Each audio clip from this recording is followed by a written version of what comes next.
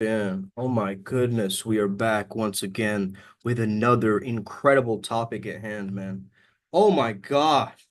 Oh my gosh. What a great topic. Okay. I love talking about this stuff, man. So, archetypes. Okay. Archetypes. We're going to be talking about the mysteries of the spirit, how archetypes define our psyche. Okay. It's a very, very interesting topic. And thank you, Avinanda, for sharing and asking about this topic. Okay. Because I truly think that this is a revolutionary approach. Okay, a revolutionary approach because not a lot of people really know how to use archetypes in their day to day. Right? We know about it. Okay, cool. It's a queen. So what? Right? Yes, queen. Okay.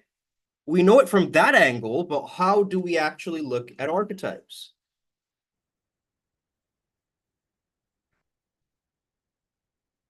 By the way, guys, make sure that you are absolutely and positively hydrated. Okay. Hydration improves the brain station. Okay. Let's get started. So, archetypes are a lens, okay? Let me share the whiteboard.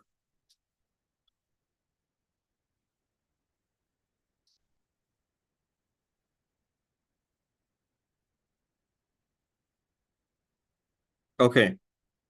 So, you've heard of the term archangel as well, right? Let's look up the word etymology.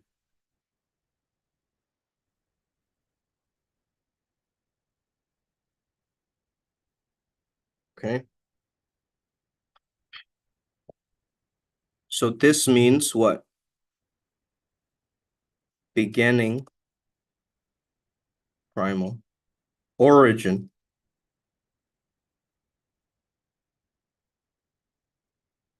first principle. Okay, let's understand the words.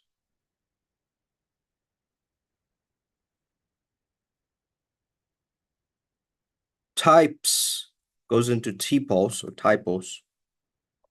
Oh my God, you made a typo. Okay. What does this mean? Imprint, some scar, model, pattern. Okay. So this is really, really, I'm going to speak until my phone rings. Okay, guys, the alarm, because I have work today. But I want to get into this topic. This is very exciting. So the origin or first principle pattern is the archetype. So what's the greatest archetype on earth? It's God. It's source itself. Okay. So the formless and personal aspects of source or God becomes the archetypes. Okay. And I have, now listen, read the disclaimer. This is my perspective. Okay. Take it with a grain of salt. This is my understanding. So archetypes are a lens. Each archetype are a way of viewing the world through the symbolic language. So it allows us to interpret our behavior deeper, right?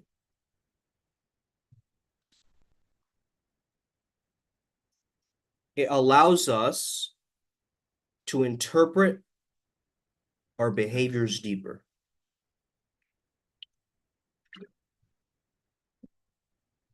Human beings always want to categorize things, okay? Everything, people, events, all of these are based on archetypes, right? So think of it as an instinctive primal process, okay? Many people unconsciously see themselves as the center of their universe, categorizing others, but forgetting that others are also categorizing them, okay? So archetypes are universally recognized. One example, you instantly know a bully, right? When you see one, you instantly just know this is a threat coming my way.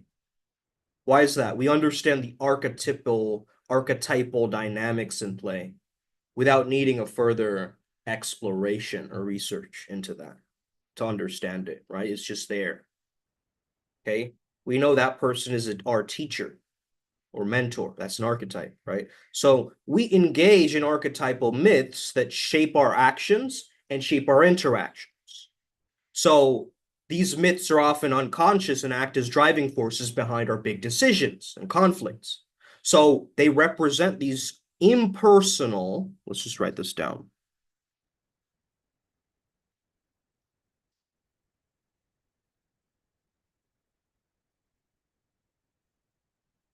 They're impersonal universal patterns. Okay. I like how this looks like an infinity symbol as well. Okay. Here we go. Okay. Mario style. Down the tube with the mushrooms. Okay. Okay. So let's engage in these archetypal myths that shape our actions and interactions. By understanding that our personal experiences are manifestations of these impersonal archetypes. So this is the cause of manifestation, guys. Events like wars or the resignation of a leader are driven by these hidden archetypal patterns within our human consciousness. Trump got impeached or whatever in that moment, or was told to step down because the human consciousness has thought that into its existence. The Simpsons think they're predicting things, but they're creators. They've created those with the collective unconscious of humanity watching those cartoons, getting influenced by them, okay? At a very unconscious level. So hidden aspects of society. How can we engage with these patterns determines the outcome, right? Because these patterns guide human events, individuals. However, individuals still have free will, right? You got to understand your archetypes. You can see what motivates your choices and actions. So this leads to greater self-awareness and the ability to break free from certain unconscious patterns that you have. So seeing yourself as the center of the universe or believing your way is right are myths that sort of just limit your growth, right? It's not allowing you to be timeless. Now let's talk about Orgone October. This is the month that we're on, day 2, okay? Today's a rest day, more of a feminine rejuvenation day. And so I want to really speak on this. Creating an Orgone archetype, okay? So that means creating your most vibrant, healthiest self, okay? I mean, I look at myself in the mirror and I notice I'm turning into the Makara more and more each day, okay? To create your healthiest, most vibrant self, you've got to recognize the archetypal energies that guide you, right? I move from victim to healer, from shadow to light. So you can think of it as a journey too. Archetypes take on a natural process, right? The process to becoming a king is like an impersonal archetype, working through that person, right? Stepping into their own inner royalty. So health as an archetypal expression, just as energy precedes matter, vibrant health is a manifestation of aligning with a higher archetypal force. Maybe warrior, maybe bodybuilder, maybe healer, maybe sage, maybe model, okay? These will change your health just by you identifying or allowing yourself to weave with this type of imagery, right? So we can understand it as almost like fuel for our manifestations, right? So health is not a personal journey. It's an impersonal archetypal force that exists within us. Can I get a hallelujah and an amen? Can I get a hallelujah and an amen? Thank you. Okay. So the healthier you become, the more aligned you become with this universal energy. So archetypes evolve with society.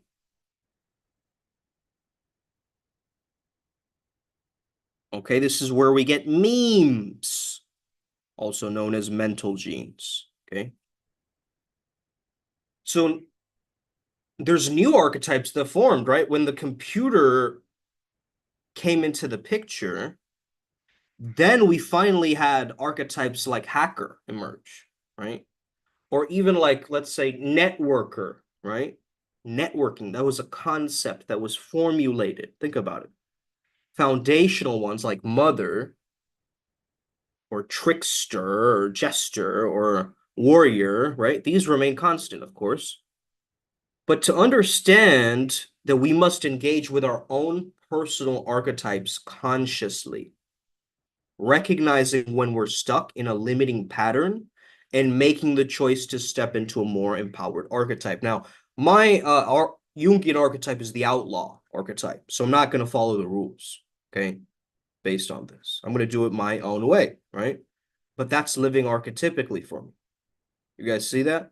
So embracing the journey of aligning with a healthy archetype to cultivate your most vibrant orgone self is to let go of personal limitations, right? Stepping into universal, impersonal truths, right? So you're going from a transition from fear-based archetype, victim, martyr, loner, to flow-based archetypes, healer, creator, activator, okay, expander. It leads to the life of greater purpose, health, and vitality like this, okay? Now, here's how they help in each area. You were asking specifically, Abhinanda, about social interactions, right? As well as spiritual progression, meditation, and so forth. So this is how it could help, okay? Archetypes can help you understand yourself through familiar patterns. So think of social roles, caregiver, hero, victim, to the people in your life, right? And that shapes how we relate to them. If we're like, this person is a hero, it changes our relationship to them, correct? Give me a thumbs up on this video, man. This is deep. This is deep as fuck, man. That's what she said. Okay, deeper than a Neruda poem. Okay, understanding these patterns helps in social settings because it enables clearer communication, connection, and empathy. If I know I'm speaking to a very specific archetype of person, I know they will quickly categorize me in a certain way, or I'll be aware of this, preventing me from making any snap judgments about them, helping me respond more consciously to this person's behavior. What are some telltale signs someone is a warrior, for instance, right? It's the stance, right? You can tell just based on body language at times, people's archetypes or gestures, right? Doesn't have to be always through language or sound. It can be through an image. It can be through many different forms, right? But it's ultimately a character. It forms as a personalization in the mind of something impersonal. So it makes interactions less personal and more constructive, if that makes sense, okay? Next, we have spiritual progress, okay?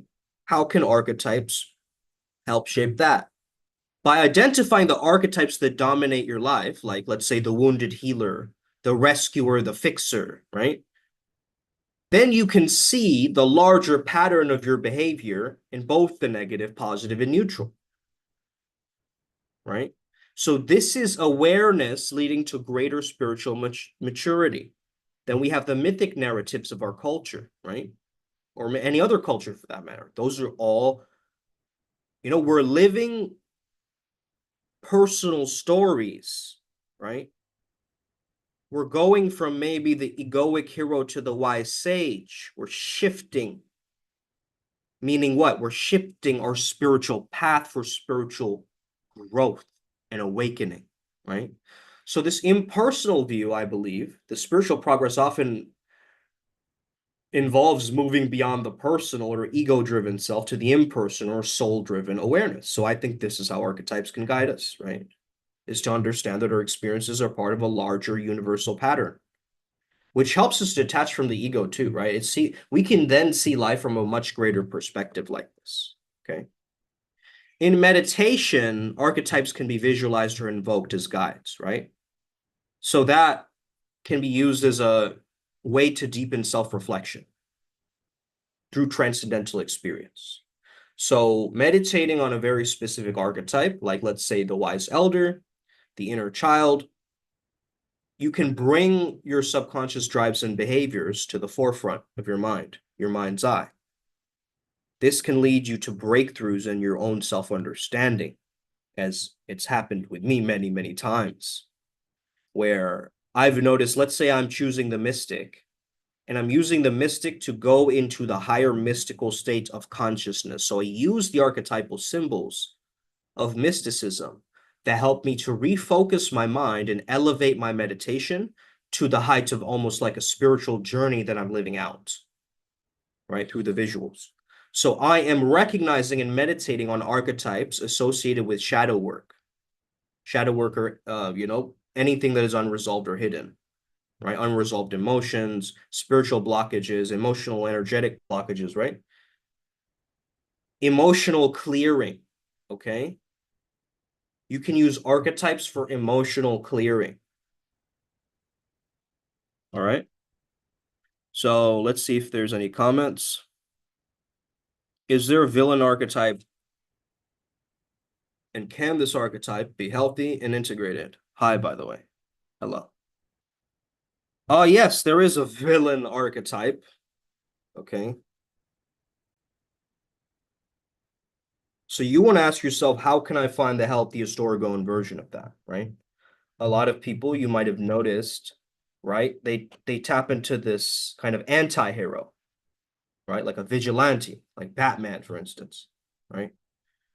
So it's all about the shadow integrated leader, right? Or the anti-hero who acknowledges their own darkness, but instead uses it constructively, right? So you have to channel your own self-mastery into this like strategy, right?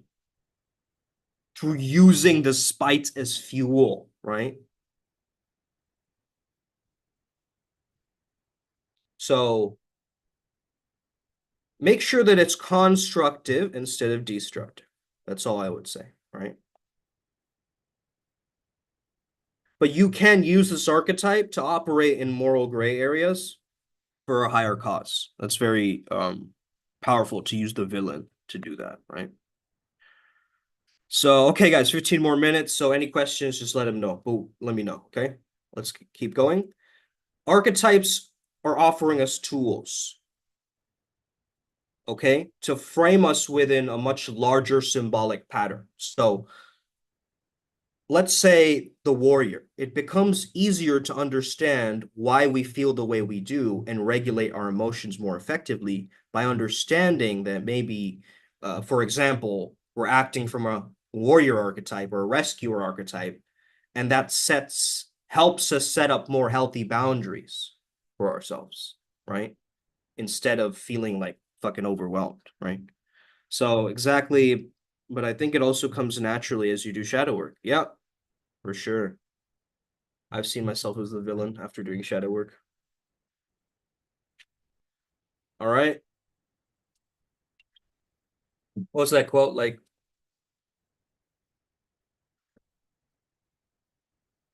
the hero saves you, the villain saves you as the world burns or whatever. What that quote. Yeah, that's what's coming through.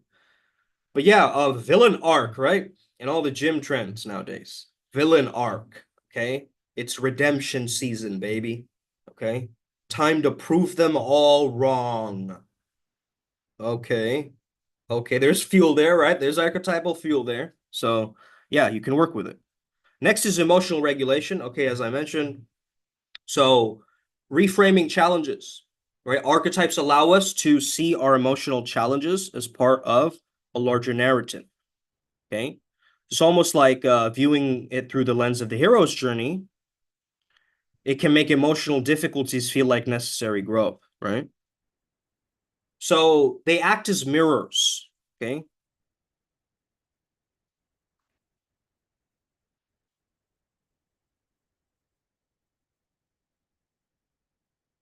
Okay.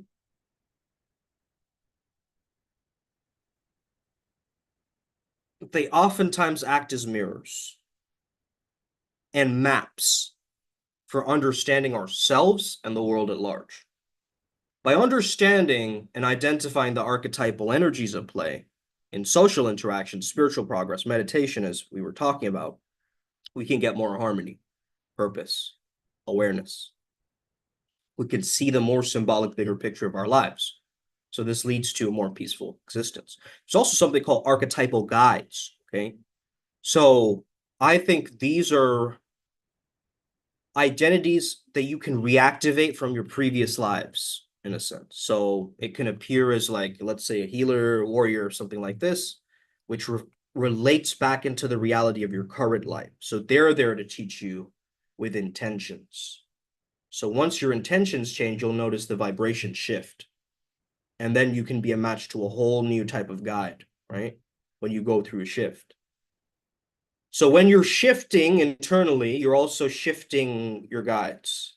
They're matching up to your intentions. Every thought that has ever been thought exists already. And these thoughts can be reactivated by source energy, by reading an old poem, or listening to a specific song, or you can use some tap-in prop to help you tap into a specific archetype. This is what we teach as well, right? It's very powerful stuff here. Now, I want to end with this, okay? Very powerful exercise, and it might be helpful to just put it out step by step, okay? So let's do an active imagination, okay? This is a technique that's pioneered by Carl Jung, and it helps us access the unconscious and communicate with archetypal figures, okay? So I like to usually play like a theta wave or something in the background that gets me drifty, right, into a state of hypnosis or mild trance. Before starting, I decide on what I want to explore or ask. So it could be like, let's say I want to work on my warrior archetype. What does my inner warrior want to tell me? I write it down. Okay. This is for general inquiry, right? It's like a guidance system. And then you find a distraction-free environment. Quiet space helps, okay? And focusing deeply on inner imagery that arises. So dim lighting and candles can also set a different kind of mood, obviously. And you have to enter a relaxed state by focusing on your breathing, okay? Don't force it, just let it happen naturally, okay? With your eyes closed, just consciously invite in an image, some figure, some image, some guide to emerge. Don't force it, right? Just be patient and let it do what it needs to do. It might be a whisper, it might be a sound, it might be a smell, okay? It depends on your claircognizance, if you're clairaudient, right? You'll have different experiences based on your psychic senses. So you let the archetypal guide reveal itself on its own terms, right? Let the archetype take the lead. First, you invite the image, then you let the archetype take the lead. So when the image or scenario emerges, allow it to unfold. Just observe what happens, what the figure says or does without trying to control it, without trying to let your ego direct it in a certain way, right? You just zoom out and become the observer. Watch the movie of the archetypal guide revealing itself on its own terms. Once the figure emerges, you start a dialogue. You ask open-ended questions and listen for the responses, okay? A similar way to the way that I channel, honestly, right? You're letting the archetypal guide reveal itself through conversations, challenges, inner struggles, and different profound insights that it's offering you, okay? So don't overanalyze during this process, okay? Avoid judging the moment and allow yourself to just stay present with whatever comes up. I know it's a little bit, it might feel strange, or unexpected that this showed up. Oh my goodness, like, this giant wallaby that makes noises and I didn't know what it meant, right? Okay, let's work with it, right? That's my idea, is like embrace, appreciate, and apply. Okay, those were three things that we always constantly told ourselves. And also surrender, experiment. Allow yourself to be a participant, not just an observer. Engage fully with what happens and trust the process. Even if it feels abstract, even if it feels dreamlike or you're floating. You work on a symbolic level, and sometimes the meaning becomes clear only after you've done this, okay? So it's good to also imagine not only the visuals, but also the sounds, the smells, the touch, and taste, because you're just trying to deepen your experience of this archetype work, right? You're making the interactions more vivid in your mind. So it feels real and you can actually record your experience after, right? You can write down everything in a journal. I like to use a voice recorder for my insights and random details, that carry any symbolism or importance to you in your own life. Okay. After the session, reflect on what the figure said or did. Was there a message or action that surprised you? This basically is helping you to integrate and reflect on the experience that you just had. Okay. It's very interesting. Thank you. You're welcome. And, active imagination can be an ongoing practice for you. So you can revisit the same archetype or scenario to deepen the relationship, or you can explore new archetypal guides as they arise as you shift in states of consciousness. So the more you engage, the more familiar and helpful these archetypal patterns or figures can become. There's also your version of an animus or an anima, right? Which is your masculine or feminine part of you, right? Like the ideas of all men or all women are embedded in that code, right? And so if you have a bad relationship to, let's say, a male figure in your life, like a father, then that might mean that that translates onto all other men that you meet. And so when you forgive your dad, you forgive also the residue, the gunk that's sitting there, that resentment towards all other men that you might have interacted with too, right? It might be a brother, it might be friends, it might be boyfriends, ex-boyfriends, right? So whatever it is, right? So ex-girlfriends, ex-boyfriends, old lovers, old energies, old notes left behind in middle school, random things of life. They all get stored in our subconscious mind. So we're almost like doing subconscious work with archetypes. Because Jung said this, guys. This is why I came back to India, because of this quote. When a living organism is cut from its roots, it loses connection with the foundation of its existence and must perish. That was his quote. Okay. I don't know why, but this sparked something deep in me.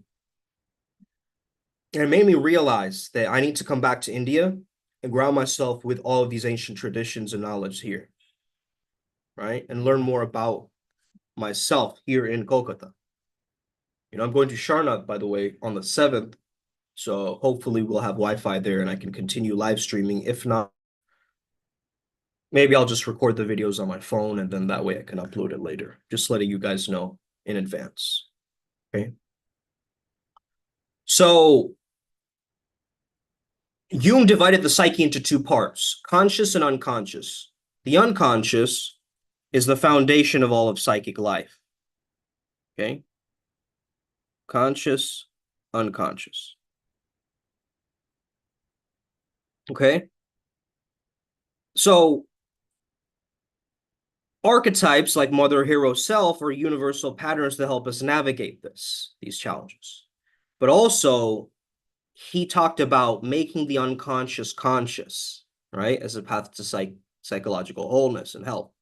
So this involves like the shadow work, for instance, or adapting, focusing, and manipulating the world, but understanding that is a facet of your consciousness, and also that creates inner tension, right? Distancing you from the surety or the certainty of your instincts or archetypes. Yeah, we need to reconnect to the roots. Absolutely. So key. So important. I mean, that's really what Primal Sutra means, right? Primal, going back to source, back to oneness, back to wholeness, back to what always was, back to pre-conscious mind, right? That primal essence, that prima materia, that, you know, anima mundi, right? Jung believed that dreams are a way to also connect with the unconscious. So by recording and reflecting on dreams, we can access archetypal images and symbols that guide our personal development, right? But the dangers of ignoring the archetypes, when the archetypes are ignored or repressed, they can manifest in destructive ways, guys, right? Emotional unrest, societal chaos, wars. So this Jung warned us of the dangers of a society disconnected from the unconscious, guys. Okay. Remember, confronting the shadow or repressed aspects of you is crucial for your growth. Okay. Prayer, rituals, meditation, they can help you tap into the archetypal realms. And by engaging with these symbols or dreams, it can lead you to a greater health psychically. So how do we notice archetypes come up in our psyche? It's shaped by our personal history, maybe repressed childhood memories, past traumas, personal fears, forgotten past events that we shoved to the back of the mind, right? So these are inherited universal patterns, guys, symbols. We don't always choose our archetypes, okay? Sometimes we're just given them. We're born into a culture or a story. We learn about a story growing up or a myth that you were told in middle school or whatever, right? So archetypes come up in our psyche by bridging the collective unconscious with your personal unconscious and conscious awareness. So emotional patterns and reactions, like let's say fear, love, or anger that emerges as a strong response to the mother archetype because she feels the need to protect someone, right? Recurring dreams or symbols or repeated visualizations, right? These symbols are pointing you to deeper universal themes in your psyche. So maybe your guide's giving you signs too, right? So during key life moments, just as becoming a parent, maybe you're facing adversity, you're making difficult choices, an archetype emerges, okay? Archetype approaching, installing archetype, right? Archetype can manifest as when we project certain qualities onto people around us. Like if we see someone as a trickster being, right? We embed that archetype onto them, we project it onto them, and then we start living into that archetypal, resonance. So when we strongly connect with myths, movies, or stories, it's an indication that the archetypes behind those stories are stirring within our psyche. If you like watching mystery movies or some random stuff, that might be a past life thing too. If you're binge watching certain types of shows, make note of this thing, guys, okay? What are you binge watching? Okay? Tells you a lot about your past lives, your psyche, the way that it works. It's stirring in your psyche. You're addicted to this specific narrative, this myth, this pattern, this movie, this sci-fi maybe, or maybe this specific kind of genre, right? So you're feeling a conflict between parts of yourself, guys. The desire for freedom and the desire for responsibility. Oh shit, that's a split internally, right? So now we have to merge them together, right? The whole point is trauma healing is actually making the split of the trauma back into a psychic wholeness again, right? So it stirs within our psyche properly and harmoniously. The orgone or the chi in our body flows with it. It's not stagnant. Okay, I got to end it, guys. But in essence, archetypes emerge through symbols, emotions, patterns, and they reflect this universal human experience that transcends through our personal history. Okay, so by noticing these moments of resonance, dreams, projections, we can become aware of these archetypal forces that are shaping our lives.